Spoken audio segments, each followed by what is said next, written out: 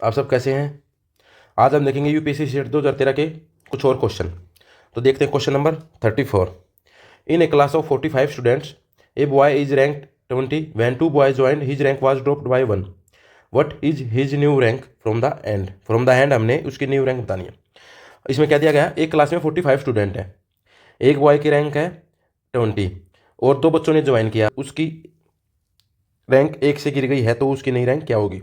ठीक है, इससे पहले हम एक चीज़ देखते हैं कि जैसे कि अगर क्लास में 4 स्टूडेंट होते, 1 2 3 4, ठीक है ना, तो एक बच्चे की अगर रैंक सेकंड आई है, इसकी दूसरे नंबर वाले बच्चे की रैंक सेकंड आई है फर्स्ट पहले से, तो लास्ट से कितनी रैंक आएगी इसकी? लास्ट से इसकी रैंक आएगी 1 2 3rd, तो लास्ट से इसकी रैंक आई 3rd। इसमें हमने क्या देखा कि जब हम किसी भी बच्चे की रैंक निकालते हैं फर्स्ट से और लास्ट से, और जब उसमें टोटल बच्चे दिए गए होते हैं और एक रैंक दी गई होती है फर्स्ट से या लास्ट से, तो हम उसकी दूसरी रैंक कैसे निकालते हैं? जो उसकी रैंक दी गई है, ठीक है ना, वो तो हमने ले ली। जैसे इसकी रैंक दी गई सेकंड, टोटल बच्चे कितने थे इस क्लास में? 4। तो हमने अगर इसकी लास्ट से रैंक निकालनी है, लास्ट से रैंक निकालनी, तो हमने क्या करना पड़ेगा कि जितने टोटल बच्चे हैं उनमें +1 माइनस जितनी उसकी रैंक स्टार्टिंग से आई है वो, तो क्या आया 4 + 1 5 - 2 = 3rd रैंक आई उसकी एंड से। हमें क्या देखा कि अगर स्टार्टिंग से उसकी रैंक दी गई है और लास्ट से उसकी रैंक निकालनी है, तो कैसे निकालते हैं? जितने टोटल बच्चे होते हैं उसमें एक ऐड कर दिया और जितनी उसकी रैंक आई थी स्टार्टिंग से उसको लेस कर दिया। ऐसा हम क्यों करते हैं? क्योंकि जो ये बच्चा दिया गया था ये दोनों बार काउंट होता है, यहाँ पे भी यहाँ पे भी, इसलिए हम एक और ऐड करते हैं टोटल बच्चों में। ठीक है, तो हम चलते हैं अब क्वेश्चन की तरफ।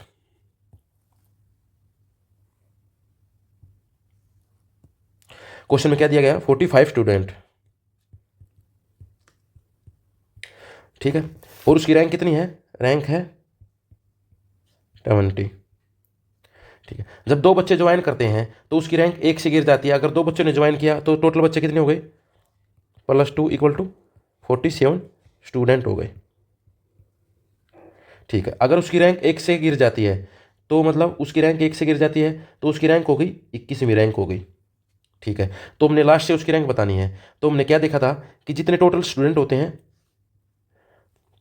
टोटल स्टूडेंट,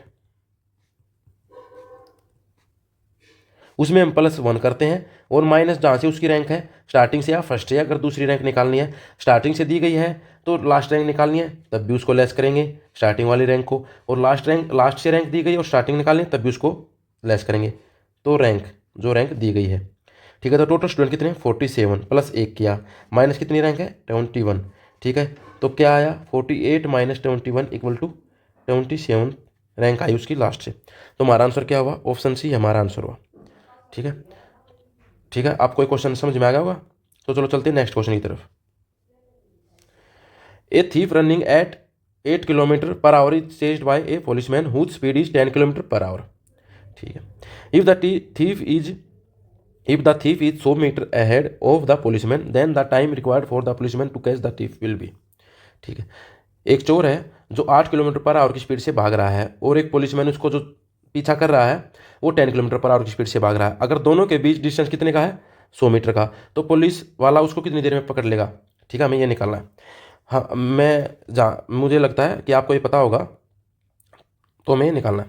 तो हम क्या करते हैं, जब km/h में स्पीड दी गई होती है तो उसको मीटर पर सेकंड में कैसे कन्वर्ट करते हैं? उसको जैसे km/h में स्पीड दी गई है, उसको अगर मीटर पर सेकंड में कन्वर्ट करना है तो हमें करना पड़ेगा 5/18 से मल्टीप्लाई। अगर मीटर पर सेकंड में स्पीड दी गई है और उसको km/h में कन्वर्ट करना है तो हमें करना पड़ेगा 18/5 से मल्टीप्लाई। हम इसको कैसे याद रख सकते हैं कि किलोमीटर बड़ा होता है, मीटर छोटा होता है तो ऊपर छोटे वाला आएगा, और मीटर छोटा हुआ होता है, किलोमीटर बड़ा होता है तो ऊपर बड़े वाला आएगा। हमें ये चीज़ याद रखनी है इस टाइप के क्वेश्चन में कि km/h स्पीड दी गई उसको मीटर पर सेकंड में कैसे कन्वर्ट करें, और मीटर पर सेकंड स्पीड दी गई उसको km/h में कैसे कन्वर्ट करें। हम देखते हैं कि कैसे निकल के आया। आप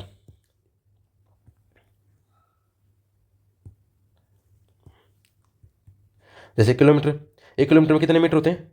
1000, और एक आवर में कितने सेकंड होते हैं? 3600। तो हमने जब इसको सोल्व करेंगे तो 5/18 निकल के आएगा, ठीक है ना। तो यहाँ से 5/18 आया। तो चलो अब चलते हैं क्वेश्चन की तरफ।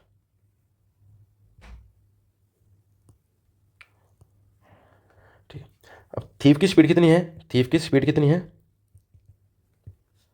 8 किलोमीटर पर आवर, पुलिसमैन की 10 किलोमीटर पर आवर, और डिस्टेंस कितना है 100 मीटर, ठीक है। तो हमें ये निकालना है कि वो कितने टाइम में कवर कर लेगा। अब इनके बीच में डिस्टेंस तो 100 मीटर का, और स्पीड का डिफरेंस कितना है, स्पीड डिफरेंस कितना है 2 किलोमीटर पर आवर। हमने कैसे निकाला कि 10 में से -8 कर दिया, तो ये आ गया 2 किलोमीटर पर आवर। तो जब 2 किलोमीटर पर आवर को हम मीटर पर सेकंड में कन्वर्ट करेंगे, क्योंकि डिस्टेंस मीटर में दिया गया है, तो हमें वैसे आंसर निकालना है सेकंड में, और सेकंड से हम फिर मिनट में कन्वर्ट कर लेंगे, ठीक है। जब 2 किलोमीटर पर आवर है, इसको हम सेकंड में कन्वर्ट करते हैं, तो क्या आएगा, हमने क्या जाना था कि अगर मीटर में निकालना है तो ऊपर छोटा है आएगा, तो ये आ गया हमारी 10/18 मीटर पर सेकेंड का इनका डिफरेंस है स्पीड का, ठीक है। और 100 मीटर कवर करना है, तो अगर हम डिस्टेंस को स्पीड से उससे स्पीड से डिवाइड कर देंगे, तो हमारा निकल के आ जाएगा समय। ये आपको पता होगा कि टाइम कैसे निकलता है,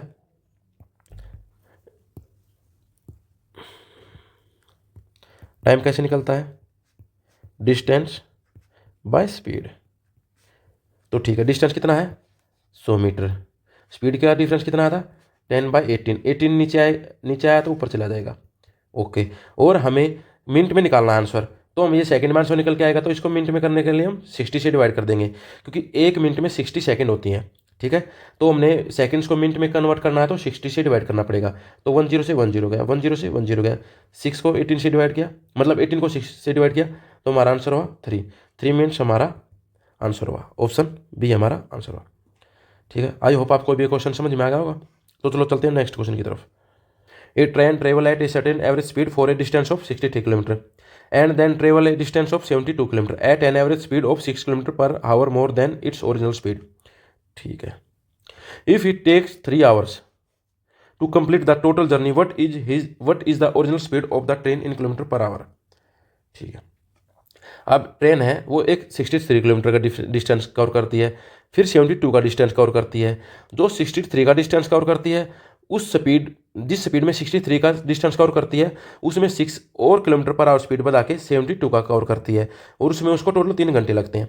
तो हमें अगर इसको हम बेसिक से जाएंगे तो कैसे करेंगे, 63 divide by speed plus 72 divide by speed plus 6 kilometre per hour equal to कितना टाइम लगा 3 आवर्स। अब हम इसको बेसिक से कन्वर्ट करेंगे, बेसिक से सोल्व करेंगे, तो इसमें बहुत ज़्यादा टाइम लग जाएगा। हमें ऐसे नहीं करना है, हम इसको देखेंगे, इस टाइप के क्वेश्चन को हमें करना होता है ऑप्शन से देख के। आपको इसमें दिख रहा होगा कि 63 है, 63 सीधा सीधा किससे कट रहा है, इसमें आप देखोगे कि 24 से सीधा सीधा नहीं कट रहा, 33 से सीधा सीधा कट रहा है। एक बार इसको 33 को लेके देखते हैं, 63 डिवाइड बाई 33 प्लस 72, हमने 33 में 6 और ऐड करनी है 39। अब आप देखोगे कि अगर हम इसको 3 से डिवाइड करते हैं 2 1 1 3 2 3 2 6 3 4 12। अब आपने देखा कि ये ऐसी कंडीशन आ जाएगी कि इसमें पॉइंट में आंसर आएगा, बट पॉइंट में है नहीं, 3 आवर दिया गया, तो हमारा ये भी कट गया, ये भी नहीं हो सकता। अब हम देखते हैं 42 को देखते हैं, 63 divide by 42 plus 72 divided by 42 में 6 ऐड ऑन करना है, ठीक है। तो इसमें कितने घंटे लगते हैं 3 आवर। अब हम देखते हैं 63 divide by 42 plus 72 divided by 48, इसको सोल्व करते हैं, तो हमारा आंसर आना चाहिए 3। हम इसको डिवाइड करते हैं 7 से करते हैं, 7 6 जा 42, 7 9 जा 63, इसको करते हैं 12 से, 12 4 जा 48, 12 6 जा 72। अब इसको 3 से डिवाइड करें, 3 2 जा 6, 3 6 जा 9, 2 2 जा 2 से डिवाइड किया, 2 2 जा 4, 2 3 जा 6, तो हमारा क्या निकल गया है 3/2 प्लस 3/2 इक्वल टू 3। तो हमने अब जो इसको एलसीएम लेके कवर किया, तो 3 + 3 अपॉन में 2 इक्वल टू 3, ठीक है। तो 6/2 इक्वल टू 3, 2 से 6 डिवाइड किया, तो 3 आंसर आ गया हमारा। आई होप आपको समझ में आया होगा। इस टाइप के क्वेश्चन को हमें बेसिक से नहीं करना होता, इस टाइप को क्वेश्चन को जल्दी सोल्व करने के लिए हमें ऑप्शन का सहारा लेना चाहिए। जैसे हमने देखा कि इसमें 24 को हम 63 से डिवाइड करेंगे, तो पॉइंट में कुछ आ रहा है, बट पॉइंट में आंसर है दे ही नहीं रखा, 3 आवर्स पॉइंट में नहीं है, ठीक है। 33 से भी हमने डिवाइड करके जब लास्ट में देखा कि 21 11 आ रहा है, 24 13 आ रहा है, तो ये भी कहीं ना कहीं पॉइंट में जाके होगा, तो ये भी नहीं होगा। फिर हम 42 देखते हैं, 42 से हमारा आंसर 3 निकल के आएगा, तो हमारा आंसर हुआ ऑप्शन सी। ठीक है, तो चलो चलते हैं नेक्स्ट क्वेश्चन की तरफ। ये है रीजनिंग का क्वेश्चन। हमें इसमें 4 फिगर दी गई हैं जिसमें 2 सिंबल्स दिए गए हैं। ठीक है, जो अपनी पोजीशन चेंज कर रहे हैं हर नेक्स्ट फिगर में। तो हमें दिखाना कि फोर्थ के बाद फिफ्थ जो फिगर आएगी उसमें ये कहाँ पे होंगे सिंबल्स। ठीक है, अब हम देखते हैं कि ये जो ट्रायंगल दिया हुआ है इसमें ये कैसे चेंज हो रही है इसकी पोजीशन। पहले ये यहाँ था, फिर ये यहाँ आ गया। ठीक है, फिर ये यहाँ आ गया, फिर ये यहाँ आ गया। अब हम इसको एक बार ये फिगर बनाते हैं अपनी।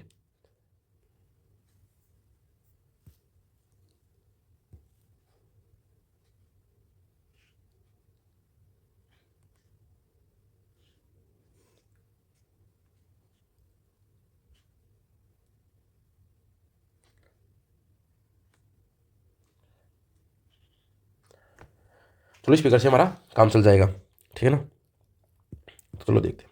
पहले ट्रायंगल यहाँ पे था, फिर यहाँ पे आया। ठीक है, फिर यहाँ पे आया जैसे आपने देखा, फिर ये यहाँ पे आया। तो फिफ्थ में कहाँ पे होगा, फिफ्थ फिगर में जब ये ऐसे चल रहा यहाँ से यहाँ, फिर यहाँ से यहाँ, फिर यहाँ से यहाँ, तो यहाँ से यहाँ आना चाहिए। ठीक है, तो इसमें कहाँ का दिया गया है, इसमें इस फिगर में, इसमें नहीं है, तो ये हमारा आंसर नहीं होगा। इसमें है, इसमें हमारा आंसर हो सकता है, इसमें भी है, ये भी हमारा आंसर हो सकता है, इसमें ये यहाँ है, ये मेरा आंसर नहीं हो सकता।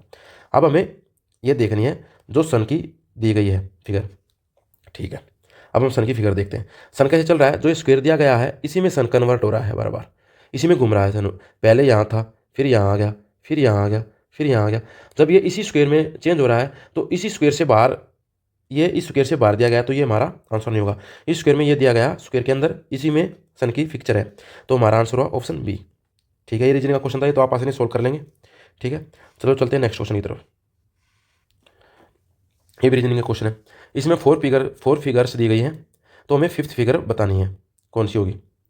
ठीक है, इसमें ये घूम रहा है। ठीक है, ये 90 से ज़्यादा घूम रहा है, अगर 90 होता तो हमारा यहाँ पे आता। ये 90 से ज़्यादा घूम रहा है।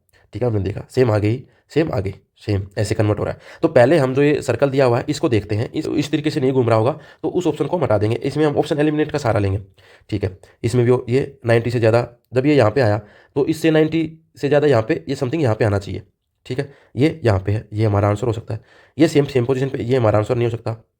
ये 90 से आगे आ रहा है, ये हमारा आंसर हो सकता है। इसमें 90 से पहले ही रुक गया, तो ये हमारा आंसर नहीं हो सकता।